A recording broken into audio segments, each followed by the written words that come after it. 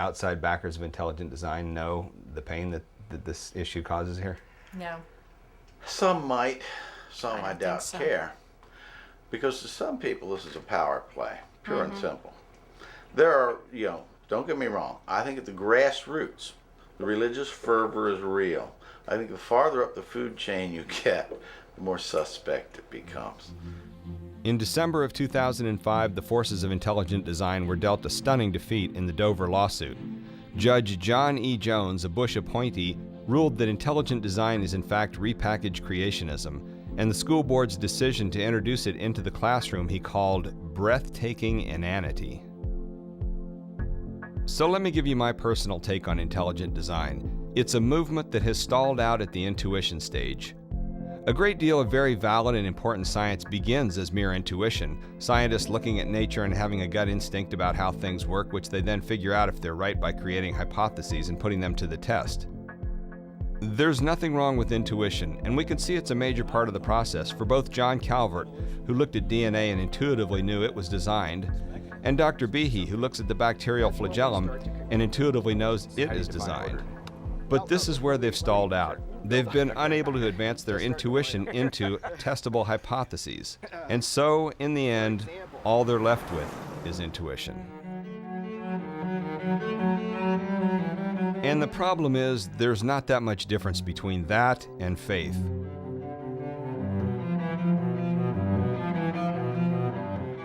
This is what the Dover judge picked up on, leaving him to conclude that intelligent design simply is not a science. And thus we can see that the intelligent designers have an idea which starts in the gut, like many great discoveries, but while scientists eventually move their ideas up to the brain for critical analysis, it appears at present that intelligent design has gotten stuck in the heart. So even if intelligent design is stalling out, the attack on evolution continues unabated. I think anytime you have a $5 million budget and people willing to continue to fund it, this is not going to be over for a long time. And this is where the anti-evolution forces have the upper hand because they're willing to allocate the sort of money needed to communicate effectively today. The budget of the largest organization combating the attack on evolution is dwarfed by that of the Discovery Institute. And how skillful is the Discovery Institute with communications? Well, for starters, they know who to hire. In the spring of 2005, they commissioned the services of the public relations firm Creative Response Concepts, the public relations firm that masterminded the Swift Boat Veterans for Truth campaign in 2004. For the Discovery Institute, according to the New York Times, in May of 2005, they recruited Austrian Cardinal Gustav Schönborn to write an editorial, in essence reversing the endorsement of evolution by the previous pope. And we got a small glimpse into how the Discovery Institute works at the South Carolina conference, where Ty had heard that among the 600 intelligent design supporters, there was a lone evolutionist. And he seemed to be saying the same things we'd been advocating in terms of the need for improved communication. We need to get together. Different sides need to be able to talk to one another in this country for the sake of our common educational enterprise in the public schools. And I would remind my colleagues of a Darwinian persuasion that The Origin of Species was a popular book and sold in railway stations.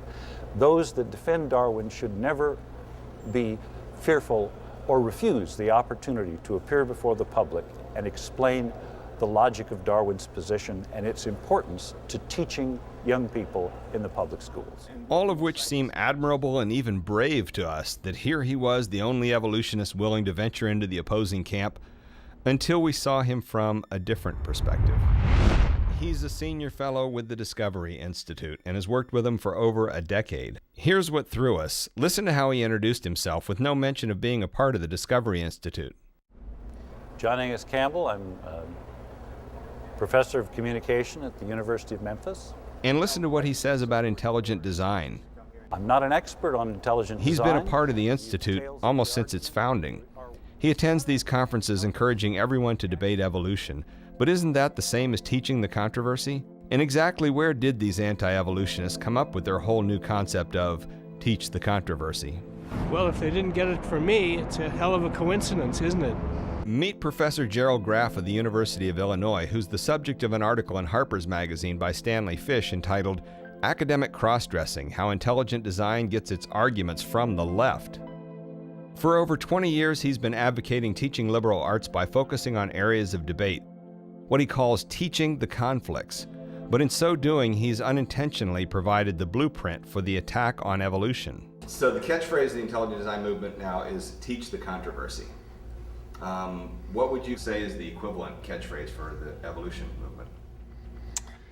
Well, I would say that people who are scientists who study evolution feel there is no controversy, that it's been manufactured by those who would like to see evolution, Scientists and for that and matter, professors a lot of science discredited. are some of the worst communicators I know. They understand things like way up here, we're like way down here, and they can't even get halfway. A lot of science discredited in the public's mind, but in reality, there's no controversy. But in simple terms, what... Teach the science. Is that something you've heard people saying? No. But I would say teach the science. Is there any phrase, catchphrase for the evolutionists that you've heard propagated? No. Have you? No. No. And as for the specific skills of evolutionists in dealing directly with the public, well, to my surprise, that issue emerged at the end of the poker game, brought up by, of all people, my old Kansas buddy, Eddie. I was a communications major at KU, University of Kansas. My question to all you intellectuals that I've been hanging out with for the last 30 years is, why are you losing this game, and why are you not able to communicate to these people and convince them? When I sit here all night and I hear this story, and I can't believe that you've allowed your profession to be attacked. And I'm So curious, effectively? I'm curious as to why. What's the new process of the ability to communicate to these people and these kids and get them excited about your careers and the research that you've done over the years? I think part of it is human nature, that humans like a simple answer for any complex problem. And intelligent design offers a simple explanation that is not founded in science. That people are no longer connected to nature, and this essentially is a question about nature and how nature arises and how nature evolves. And more people are urban, and they don't love nature, and they just don't get interested in biology, and it makes it much harder to communicate with them about something as fundamental as evolution. I also think it's because evolutionary biologists haven't fought the fight. They don't respect the kinds of arguments that these people are making, and so they just ignore it and think that it's going to go away, and that's probably one of the problems, is they just haven't gone to task with these people in the way that they need to. Most self-respecting evolutionary biologists wouldn't give them the time of day. I mean, they won't go to debates with them because they think it's so ridiculous. And I think that's a lot of it.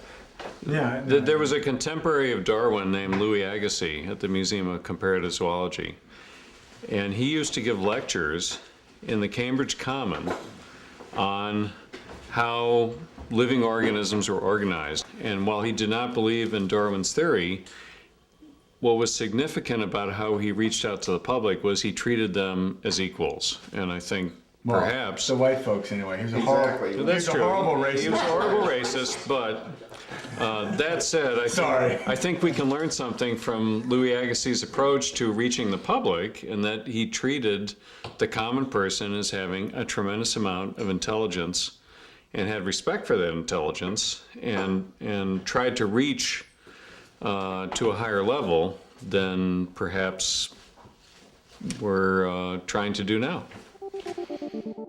So in America today, we now have two voices for evolution. The first voice, that of academics, is handicapped by their blind obsession with the truth. The second voice, emerging from public relations firms, understands the need to tell simple, clean stories not constrained by the truth. There's a famous quote that nothing makes sense in biology except in the light of evolution. We can modify this quote to account for our situation now by saying that nothing in our society today makes sense except in the light of the information explosion. Our cultural environment has changed drastically over the past 50 years, as we've witnessed our knowledge and information increase exponentially. The result of this changed environment is a general public that is less capable of processing the surpluses of information they're handed. And this has led to new techniques for mass communication. Public relations firms have figured out the need for simple slogans, and instead of wasting time explaining entire stories to the general public, they know how to jump to the conclusions and provide followers with what have come to be known as the talking points. There's not enough transitional stages yet. And clearly see that there was a designer. Just allow us to teach the controversy. And so we're faced with the question of who will dictate science for our society. Will it be the scientists, or will it be public relations firms? Will scientists adapt to this new communication environment, or will they go the way of species who failed to change along with their environment? This is not going to be over for a long time. We've woefully undereducated the American public in the area of science. It's going to take a long time to overcome that. So is the anti-evolution campaign working? Well, on the Monday after our poker game, President George W. Bush basically endorsed the whole teach the controversy notion when he said, both sides ought to be properly taught so people can understand what the debate is about. But is it possible that some debate isn't necessarily productive? I ran into one of my former board mates, and this is someone I've known for close to 6 years. And that individual accused me of destroying the board. He said that because I was an Episcopalian, I was going to hell. I had no chance of heaven. And I walked away crying. I had a great deal of respect for this individual. And I thought the individual had respect for me. But obviously that's no longer true because I go to the wrong church. This made me think of our third president, who advocated a wall of separation between church and state. And we all know where that president ended up.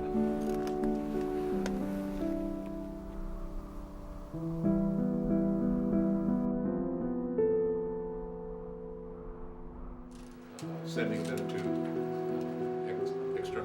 There is a culture war going on in the United States right now, and it's not about left or right, it's not about Democratic, Republican. In my opinion, this whole movement that is focused on fear and not on what people really deep down want. Augustine, in Book 5 of the Confessions, addresses the idea that people of faith should not talk about science. It's about those people who believe that there's a larger intelligence in the universe and those who don't. And that's the essential divide in America today. But they want to protect themselves against that thing they fear the most. Yeah. And that's what this movement has been all about. And as I read my Bible, God has some pretty nasty things to say about testing Him and testing faith. And yet that's what's being promoted here theologically, and I think that's a real problem.